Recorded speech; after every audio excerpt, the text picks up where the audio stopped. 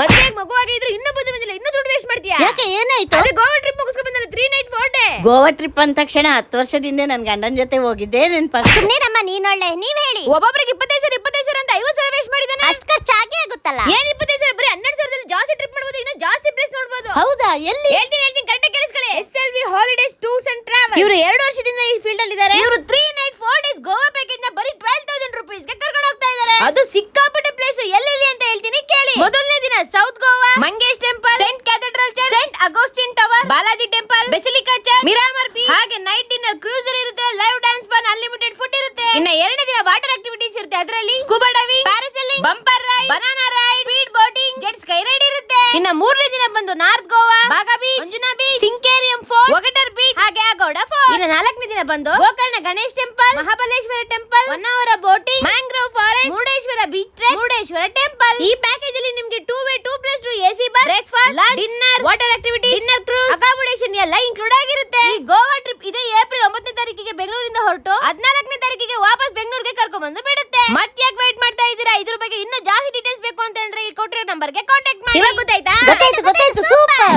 ಎಲ್ಲೋದ್ರಿ ಇವರು? ಅಮ್ಮ ಬೇಗ ಬಾರಮ್ಮ, ಫುಲ್ ಆಗಿಬಿಡುತ್ತೆ. ಎಲ್ಲಿಗೆ? ಗೋವಾ ಟ್ರಿಪ್ಗೆ.